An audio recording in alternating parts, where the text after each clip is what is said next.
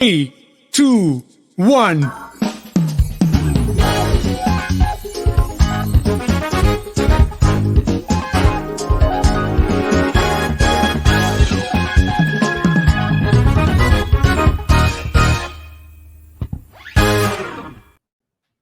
Hello, everybody. Welcome to the Gringo Show.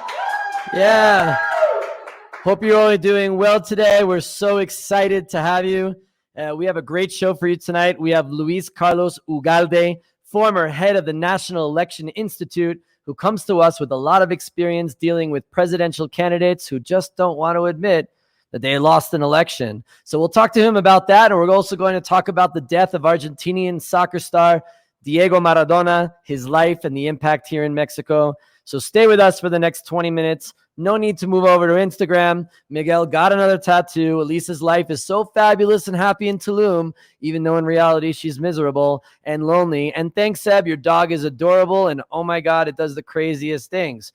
But instead, you can stay with us and get a dose of reality, the important things that are happening in the world that you need to know. For example, the village of fucking Austria. No, I'm not saying anything bad about this town. I've never been there, but really the name of the town is fucking. Named in the 6th century after a guy named Focko. And so in German with the suffix ing, it means the place of Focko's people. But the fucking town, population 106, was tired of having their fucking sign stolen and all of the tourist attention.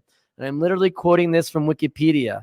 The Germans all want to see Mozart's house in Salzburg. The Americans want to see where The Sound of Music was filmed. The Japanese want to check out Hitler's birthplace in Braunau.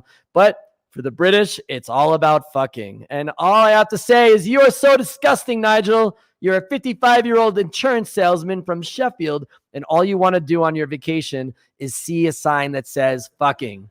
You should be ashamed. The town changed its name to Fugging in hopes that all of this attention would stop. And I know how you feel, Fugging Austria. I'm with you. This show used to be called the Pinche Gringo Show, but thanks to multinational corporations and Karen, our friendly liberal shamer, for ruining the fun. But in other news, we are following this week, so you don't have to. The ruling party in Hungary eliminated constitutional protections for gays, voted to end recognition of transgendered people, and would not allow Hungary to participate in Eurovision because they said it's too gay. A jungle out there, so hold on tight. I don't. What are they talking about? Too gay? Just artistic. So one of the members of this party and a member of parliament who has been chastised for his anti-gay rhetoric abruptly resigned after he was caught this week in a 25-man gay orgy in Brussels, which was also in violation of COVID restrictions. He tried to escape, but was quickly caught with his pants down, figuratively speaking. They also found a bunch of narcotics in his bag, which of course he said were not his, that he was holding them for a friend. He also said, "Don't tell my wife, don't tell my party. I promise I won't tell them, but I think it's a little too late." And it's just another example of the more homophobic you are, the more likely you'll be found in a 25-person gay orgy. In tech news, Best Buy announced it was exiting the Mexico market last week amid declining sales. Goodbye, nice, spacious stores with friendly staff. Hello, Juan's Teléfonos en la Plaza de Tecnología. The artist Drake announced yesterday he was releasing a new scented candle that smells like, well, him. He announced that his smooth musk fragrance is introspective as an interpretation of your beautiful self, yet extroverted as how you would want others to see your bold and brilliant self. I'm wondering if there are going to be other Drake smells like Drake after gym candle, Drake after sex candle, Drake after hugging a stray dog candle, or of course, whatever happens up north usually happens here in Mexico. So, for example, good barbecue. So how about an AMLO candle? Smells like an old man who drives a Volkswagen and maybe didn't have the energy to shower today because showering every day is privileged and elitist. Or how about a Luis Miguel candle? Smells exactly like Michael Jackson. Or how about a squeegee guy scented candle? Because there's nothing like the smell of the fresh air of Mexico City on the body of a guy washing windows all day. Smells delicious. So we just can't get enough Trump out of our minds. It's like that time you saw grandma naked and you're doing everything to get it out. Get it out, grandma. I can't see it. And she still stays there. Well, same thing with Trump. He just won't go away. And we're still waiting on pins and needles to see if he finally admits that his show is over. This may never happen, but we don't know if he will attend the inauguration, if he has to be escorted out of the White House by the Secret Service or whatever. The campaign's lawyers are still continuing their efforts to submit frivolous lawsuits that don't have any evidence or sense, and judges are responding with scathing responses that are basically telling the campaign that they are wasting the judiciary's time and resources. He is attacking prominent Republicans that have supported him in the past, and he's very compelling and believable on TV, like the interview last week on Fox Business News. Characterize what took place. Well, first of all, I have to start by saying the whole world is watching, and nobody can believe what they're saying. And you have leaders of countries that call me and say, that's the most messed up election we've ever seen. None of this is true at all. Even his own attorney general said that there was nothing they found that would make a difference in the outcome of the election. The problem here is that the more legal routes Trump pursues, the more speeches, TV interviews, and tweets he makes, he is having a dangerous impact on the American democracy, on a peaceful transfer of power from one administration to the other, and most importantly, on voting systems. According to a poll taken by The Economist and YouGov, 88% of Trump voters believe that Biden did not legitimately win the election. That's crazy. So what happens if 88% of the 70 million that voted, roughly 61 million on January 20th, when Biden is actually sworn in, believe that he's not legitimately the president? Now, our viewers watching this in Mexico understand this well. They understand what happens when a candidate loses and claims fraud, organizes protests, and does everything he can to delegitimize the election results, whether they're true or not. So we have with us the former director of the National Electoral Institute, Luis Carlos Ugarte, to talk more about the 2006 Mexican presidential election between Andrés Manuel López Obrador, Felipe Calderón, and how it relates to what's happening in the U.S. today. Thank you so much for joining us, Luis Carlos. I really appreciate you being on the show here. Talk to us about 2006 for some of us who may not remember or not know about it, between AMLO and Felipe Calderón. And we're going to talk about how that's really very similar to what's happening here today with Donald Trump. Thank you, Dan, for inviting me to this show. And yes, both scenes, Trump today and AMLO in 2006, look very similar. In 2006, for those of you that don't remember, AMLO was defeated by a very, very razor margin, half a percentage point, and Felipe Calderón was the winner. And López Obrador never conceded. Even today, he continues to say that he lost because of a fraud. 6 years after that, he said the same, but he never made any proof of that. Very similar to Mr. Trump, what he did was to claim fraud. As he's a populist leader, as Trump is, then his followers tend to believe whatever he said, as today with Mr. Trump. And then what Mr. AMLO did in 2006 was to choose selectively some facts, some events, some numbers, and from that build the idea that was a general fraud. Of course, in this size of an election like Mexico's in 2006, there is always the possibility that in certain places something happened, an irregularity occurred, but that doesn't make a fraud, a general fraud. But this type of leaders select 3 or 4 facts, and from then on, they build a case. And then when people believe there is some sort of fraud, then they use that fact to say, you see, people don't believe in the election result, therefore there was a fraud. And today what happened with you in the US, it's very sad because these 88% of Trump voters will always believe that. And this is really a damage to the democratic system as it was done to Mexico's in 2006.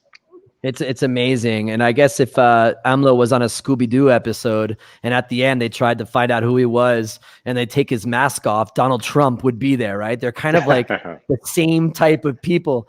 So talking about that so that's what happened in the 2006 election. I know there's a lot of stories about the Occupied Reforma for a couple of months. He had a shadow government, right? That he appointed his ministers. This is just something that Trump hasn't done yet. And I don't know if he's going to do that. Hopefully he won't do that. But I want us to focus on 2012 in the election with AMLO ran again and Peña Nieto ended up winning that election. What effect did the 2006 results have on that 2012 election in this country? Well, indeed, López Obrador was in a declining force in those years. But again, in 2012, he was close to win the election. If the campaigns had been longer for 4 or 5 weeks, then López Obrador would have won in that year. But his luck began to emerge again by 2016 or 2017, when the administration of Mr. Peña Nieto began to decline. And the corruption of that administration was something that helped López Obrador a lot. So in 2018, and this is amazing, López Obrador has said, even as he is already president of Mexico, he has said that he won despite the attempt of INE, the Electoral Commission, to make fraud on him. So he continues to claim that the electoral authority is trying to make some sort of a trick on him. And remember this, probably in next year's election, López Obrador is going to argue again that some sort of fraud is going to be made against Morena if Morena doesn't show up so well in the polls as in 2018. That's incredible. So do you believe that what Donald Trump is doing now, which as you're pointing out, there's so many different parallels to his actions and what López Obrador do. Can you foresee this happening in the U.S. in 2024? Well, what do you think is going to happen, and how are the institutions going to be affected by Trump's actions right now? Trump is going to continue for the rest of his life to claim there was a fraud. He will never concede that he lost the election. This narcissist personality like Trump and López Obrador never admit any mistake in their lives. So they have to blame someone else for what happens when they lose something. And this is López Obrador and this is Trump. So for the rest of his life, Mr. Trump is going to accuse the elites and the authorities and even his political party. And he may run again in 2024. I hope he cannot, but he will continue to do that. But that's not the problem. Mr. Trump will be away someday. The problem is the perception on a large part of the population. The problem is the polarization that this creates. And the problem is that democracy is weakened by this type of beliefs and by this type of actions. This is dishonesty. This is disloyalty to the system. This is contrary to what used to make your democracy strong. The fact that everybody conceded, that everybody respected the rules of the game, and this is a completely game changer, because in the future many politicians will see that simply not recognizing the winner is a way out and one of the means to continue a political career. Absolutely. So you're looking at the American electoral system right now, and what's interesting is that the Mexican electoral system, or the election system, has been lauded around the world as being a very great institution here in Mexico. What does the United States need to do in order to get better at their electoral process, and what does Joe Biden need to do right now to deal with Donald Trump, how Calderon had dealt with AMLO in 2006? There are two types of things that you could do in your country. One is to improve the standards of electoral logistics, because there is so many different ways to organize local elections, from one county to the other county, from one state to the other state. There is such level of fragmentation of electoral logistics, electoral administration, that it becomes really crazy to understand different modes of counting votes and admitting certain types of voter ID in one place different to another. So I understand that you live in a federal system with a very local perception and approach to organizing politics from the county level. But at least I would say that you need to standardize certain procedures so that there is more certainty and more understanding on how this works, because it is precisely the different modes of organizing elections from one place to the rest that made Mr. Trump able to claim fraud, saying things that was not appropriate, were not true, but people don't understand how the system works. The second is more about representation in the US. I cannot believe how you appropriate seats to the Electoral College in a system that it is not proportional to how much weight each state has. If I lived in California, I would feel very bad because I would never made a difference in the US system. And I would say that you should change that system. I think that would be that is impossible to do that, but I think you are living in a system 2 centuries old, and you don't have the ability at this moment to change that. But in the future, I would say in the next decades, America should change that to make its democracy strong again. Yeah, absolutely. And it's kind of funny too. Some of my Mexican friends have been constantly telling me in the last couple of months that all of the things that they've been hearing in the American system are things that they were used to hearing in the Mexican system, and so surprised that American democracy has gotten to this point. So what do you think about the upcoming elections? Just off topic a little bit, because I think a lot of people are curious about that. Do you feel like 2021 is going to be a safe election here in Mexico? It's going to be a safe election from the perspective of the National Electoral Institute, of course, but it's going to be very dangerous from the perspective of the Mexican president. Our president is going to intervene, speaks a lot, cannot be quiet, and then that is going to create a context in which there is going to be a lot of conflict. In Mexico, public servants, government officials need to be quiet. That is written in the Constitution precisely because in 2006, López Obrador, then candidate to the presidency, claimed that Mr. Fox, who was president at the time, was talking a lot. And then we changed the Constitution to respond to this request by López Obrador. And now López Obrador is talking and talking every day about elections. He's accusing his adversaries, and that is going to create a lot of noise. So I assume that the INE, the Electoral Institute, is going to organize the election very well, very professionally, but the president is going to make a lot of noise. And if Morena, the political party in power, loses seats in comparison to 2018, as we think it's going to lose, then many members of Morena, many candidates of Morena, losing candidates will claim fraud, and that is going to be a shame. Really, it's going to be interesting, and we'll stay tuned to that here at the Gringo Show.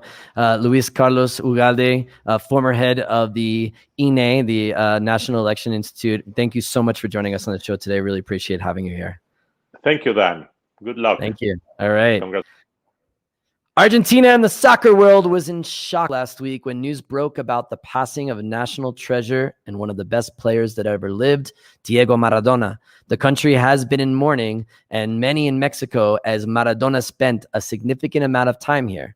First, with his famous Hand of God goal in the '86 World Cup in Mexico, followed by which is arguably the best goal in the history of the World Cup. That Maradona has been able to do. And he's hurting England again here. It's a brilliant run. It's one of the one. What a goal. Maradona also served as a stint as the coach of the Dorados de Sinaloa here in Mexico in 2018. So for more on this and the impact that Maradona had on Argentina, we have on the show Franco Frilocci, Argentinian in Mexico, Kenneth Smith, who was at that famous 1986 game in Mexico City. Thanks so much, both for you. Kenneth, I know you're watching your Cruz Azul game right now with the other eye, so good luck to you against the Pumas. Franco, we finally have you on the show. How are you feeling today, Franco? I know Argentina's devastated. Tell me about your friends and family and the mood in Argentina right now. How are you, Danny? Thank you for having me in the show. I'm very happy to be here. And yeah, it's a very sad feeling. You know, I'm here in Mexico too, so I'm not with the people during the day, but I have friends that talk to me about being crying the day hearing the news of his death. So everyone is very sad. My uncle also texted me that he couldn't believe it. There was a TV show that was a sport TV show that was on, and they were having messages on the WhatsApp, receiving the news of the Maradona dying, and all of them got like cold shocked, and yeah, it's just like very, very, very sad feeling, and a feeling of emptiness, definitely, of having someone very important not being there anymore. Yeah, I understand. Now, Kenneth, I read this on your Facebook last week, and it was unbelievable that you were at that 1986 game where Maradona had his two famous or infamous, I guess, depending on what country you're from, goals. The last one that I mentioned was probably one of the greatest goals of all time, and this goal right here. That's a poor clearance. Maradona with Shilton. Looked like handball, that. Maradona celebrating, and the goal's going to be given. So this is pretty shocking. Tell me about what was going on in the stadium at that moment when that goal was made. Did people know it was a handball? Did people think about it? Tell me about the scene that day. Well, it was really incredible, Dan. I mean, you know, I was 16 years old. I had gotten tickets with my dad, and I was complaining about the seats we had gotten because we were sitting on the second row behind the English goal. Little did I know that at minute 51, there was going to be that incredible play that you showed, and 4 minutes later, what is considered the goal of the century. It was amazing because when it actually happened and Maradona came up and clearly hit the ball with his hand, the first feeling that people got behind the goal was a sense of laughter. I heard a lot of people cracking up and saying, wow, you know, this guy has some nerve to do that. And then when all of us saw the Tunisian referee starting to run towards the center of the field, signaling that it was a goal, there was a tremendous roar that started on the other side of the stadium, and then people just could not believe it. I mean, it was obviously a handball, but the referee got covered because Shilton was a big guy. He was 6'2". Maradona was about, I don't know in feet, but he was 1.60 meters more or less. So there was no way he could beat him with his head. And then the worst was the sideline referee never raised his flag. And in fact, for a couple of seconds, the referee and the sideline judge discussed things, but it was for naught. I mean, it was an incredible play. Unfortunately, it's a play that's remembered and it's a great happening. I mean, I think it was awful what happened. I mean, I was one of the few people rooting for England at that game. But then again, he turned right around and 4 minutes later scored perhaps the most beautiful game in World Cup history. So, you know, he was a great player. We had to bid him farewell. It's unfortunate that he has left us. And, of course, Mexico 86 was his World Cup. That's where he really shone, I think, the most in all of his career, which was an amazing career. Absolutely. Now, I'm looking at Franco's face right now and hearing about you explain that inside the stadium. How does Argentina see that goal, that handball? Was like, oh, luck, but it was a hand ball, or is there some denial there? What was that impression, Franco? Look, guys, first of all, I wanted to comment on what Kenneth talked about the hand goal. You know, Maradona was giving an interview publicly. He was being filmed and recorded, and they asked him about the hand goal, and he answered.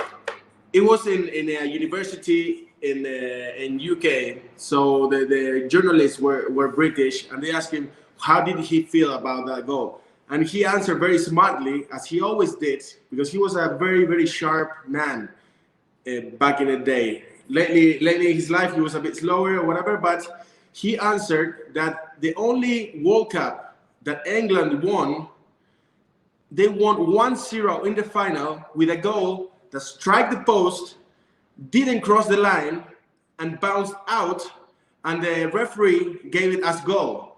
So that's the only World Cup that England ever won, and they are now criticizing us for the handball of Maradona. I think he has a very, very fair point. I guess the VAR should have been used in '86, and then maybe things would have been a bit different, right? To review that again. Now, to both of you, because this is a very political-leaning show, I want to ask you about what the crowd was like that day, because there was an undercurrent in that game where it was 2 years after the war of the Falkland Islands, or the Islas Maldives, para respecta, for our Argentinian friend Thank here. you.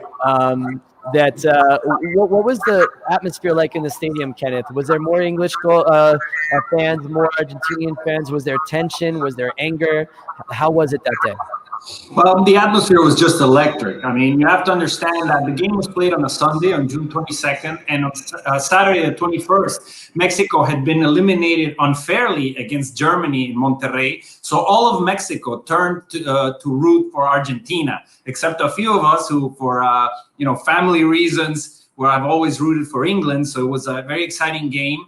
It was packed. It was 115,000 people. I would say a majority rooting for Argentina. But the fans from England are very famous, especially in the 80s, for their bravado. The violence that had taken place in the European soccer fields was legendary, not just in England, but in Germany, in Italy, and also the Barras Bravas from Boca Juniors and other groups from Argentina that get very excited, violent at times. We're all there. And I swear to you, I have never seen so many soldiers, Mexican military, both outside and inside the stadium. From the get-go, we had to arrive about an hour and a half before the game kicked off. The place was packed already. Back in the day, they would oversell the stadium, so there were no stairs, no staircases in case of an emergency. So that added a sense of danger to the whole thing. And they spent the entire time, both sides, burning flags from each other. So the political tension was there. Both teams at the beginning of the World Cup were asked not to make any political statements or actions. I think they stuck to that, and it speaks well for both sides. But definitely that tension was in the air. The violence spilled over after the game outside the stadium. More than 70 arrested. And overall, for a 16-year-old who loves soccer, it was just an incredible experience, as you can imagine. That's incredible. Let's go back. We have a couple of minutes left, but Maradona spent some time here in Mexico at the end of his career. So he became the coach of the Dorados de Sinaloa, which was a second division team. Why, Franco? Why did he make this move? Look, we are friends, Dan, and we speak during the week. And you mentioned that to me, and I was trying to do a little research about why he was in Dorados. Like, nobody knows why he came to Dorados. Like, Culiacan has the best girls, or no, listen. I think the best coke. Definitely, no? Danny. Definitely, he got well paid because I don't know why. Definitely, he must have gotten a very great contract, but. Also, it's a funny fact because he, right before that, he had signed with a Belarusian team to be the vice president. It was all announced. They were filming his house. He was like in a tank in Belarus, and out of nowhere, he quitted that and came to Dorados. What he said in an interview that he has a friend that is El Turco Mohamed, which is a very famous Argentinian player and coach here in Mexico, that he talked very good about Sinaloa and about Culiacan, and that got him into coming here. But I don't really believe that theory that much. Kenneth, do you have any comments about Maradona in Mexico and what Mexico and what's the relationship between those two? Well, what I've heard is that, of course, I think that Sorry. I think that Maradona, obviously remembers Mexico '86, the shining moment in his career in the World Cup. He did a lot with Napoli. He was already great ever since he was a youngster. I saw him play the Youth World Cup in 1979 in Tokyo. He was 19. He was incredible. But the pinnacle of his career, at least internationally in the World Cup, was in Mexico. So he has good memories from Mexico. He obviously got offered a very, very juicy contract here with Dorados. He almost had them win the championship, which is amazing, in the second division, and to maybe even the possibility of rising to the first division. So I think he always looked at Mexico with good memories. Unfortunately, as we all know, the rest of his life had a lot of ups and downs. Tragic events occurred, and the way he conducted his life, a lot of people could look down on it. I think he's also a bit of a victim of these great superstars that, come up from very humble origins. They make a lot of money. They're very successful worldwide, and many times they don't know really how to deal with that. So he was by far one of the best players ever, along with Pelé, who I did not see play. And I think he had quite a bit of love for Mexico, and Mexicans always recognize that he was one of the best players ever to set foot on the field. All right, Franco, you got 30 seconds left. Okay. No, I'm just very amazed about that. Kenneth was at the stadium. Of course. And they go, and he was rooting for the other team. I cannot believe that. Franco is the last name Smith. I mean, come on. Like, if it was Velasquez or Rodriguez, yeah, maybe. I'm very sorry, Kenneth. My grandfather was British. We always suffered twice in the World Cup, right? Because we see Mexico and then they lose, and then England loses because they always play below their potential. So I suffered twice. I always have two heartbreaks during the World Cup. So I've never changed it. And Listen, one more thing, Danny. What? One more thing. Good thing we're on national TV and we don't have commercial coming up. So one more thing, Franco. Just that. For all Argentina and for me, after Maradona died, it feels like an emptier world or existence. That's the deep truth. Yeah, I understand, man. So my best to you and my best to Argentina. Hopefully you guys will recover and have a second Maradona coming soon. And Kenneth Smith, the most versatile guest that the Gringo Show has ever had. You're a trade negotiator, you're a Steelers fan, you're a Cruz Azul fan, and now you're the guy that went to the stadium in '86. We got to find something else. Maybe your band can be the show band in the future. Yeah, we can play some rock and roll too. Great. Franco Pilote, Kenneth Smith, thank you guys so much for being on the show. Thank you, guys. All right. Take care.